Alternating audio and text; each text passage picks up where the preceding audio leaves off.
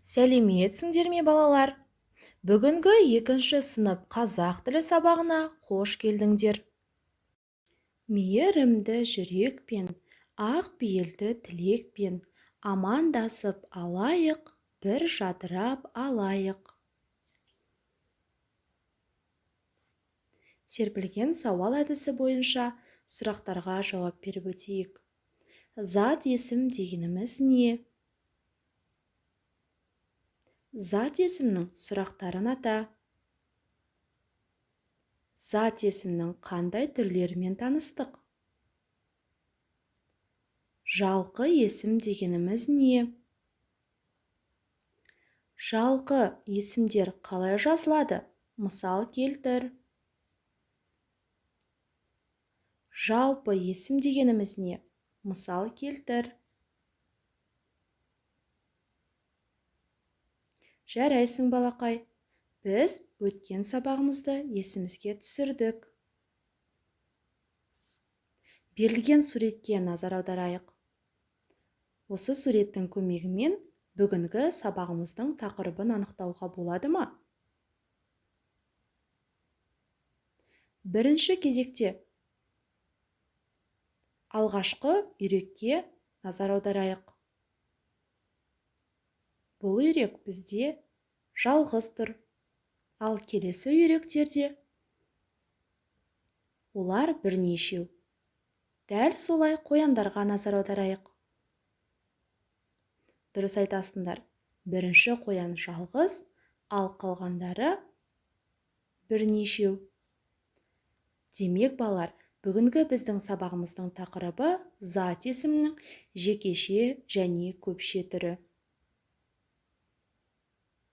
Оқулықта 54-ші жаттығуға назар аударамыз. Тақырыбына қарап, өлең мазмұнын болжа. Өлеңді мәнерлеп оқы. Өтірік өлең. Тақырыбына қарай отырып, өлеңнің мазмұнын болжайықшы. Бұл өлеңде не жайында айтылуы мүмкін? Қане, өлеңмен танысайық. Өтірік өлең. Ақ тауыққа мініп ап, айға кеттім зымырап.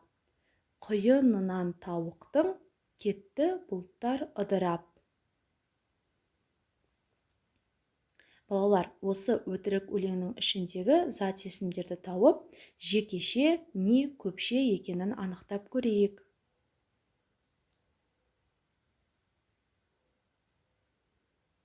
Жарайсыңдар балалар. Өтірік өлең қазақ халқының тұрмыс салтына байланысты туындаған ауыз әдебиетінің көне үлгісі. Өтірік өлең әзіл оспаққа құрылып, көбіне той думанда, ойын сауықтарда айтылған. Өтірік өлеңді бүлдіршіндер ғана емес, үлкендер де сүйсіне тыңдайды. Тіпті бүгінгі айтыста да бұл жанр жаңа қырынан танылып жүр. Келесі кезекте дәптермен жұмыс. 56-шы жаттығу.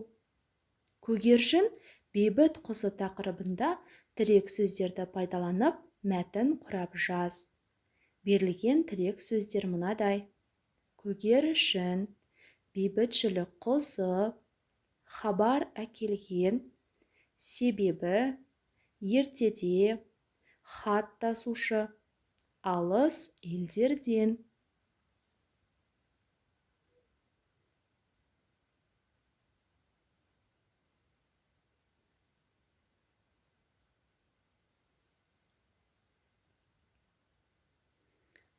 Тамаша, бейбітшілік. Осы бір асыл сөз қазір бүкіл дүниеге тарап, әрбір ізгі ниетті, адал ойлы адамның жүрегінен құрметті орын алды. Қазақтың барлығы бір-біріне бауыр. Бейбітшілік адамзат өмірінің бүгінгі мен ертеңі.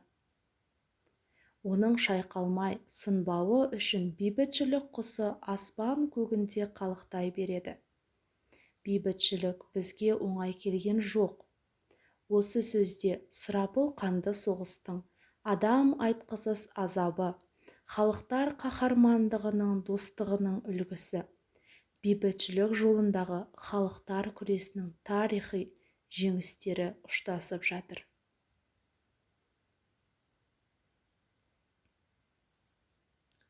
Көңілді күй, сергіту сәті. Қане балалар, орнымыздан тұрып, сергіту сәтін орындайық.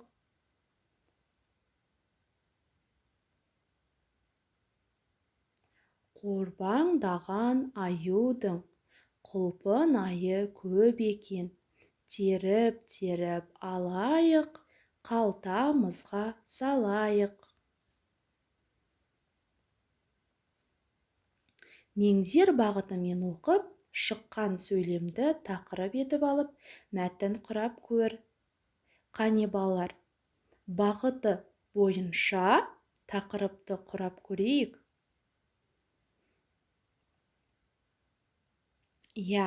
Бұл жерде бізде шыққан тақырып «Құстар біздің досымыз».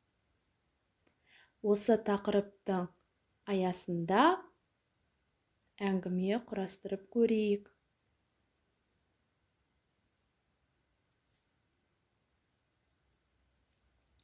Құстар біздің досымыз. Құстардың пайдасы көп. Олар табиғаттың байлығы саналатын ағаштарды, өсімдіктерді зиянкес жәндіктерден тазартады. Құстар бір орында тұрмайды. Олар бір жерден екінші жерге ұшып, қонып жүреді. Барлық құстарға ортақ қасиет, олар ұшады. Қанаттары, мамықтары, бәрінің тұмсықтары бар. Олар жұмыртқалайды, балапан басады. Ал айырмашылығына келсек, құстардың дене көлемі, пішіні, тұмсығы, тісі, дыбыстары, тіршілік етуі бір-біріне ұқсамайды.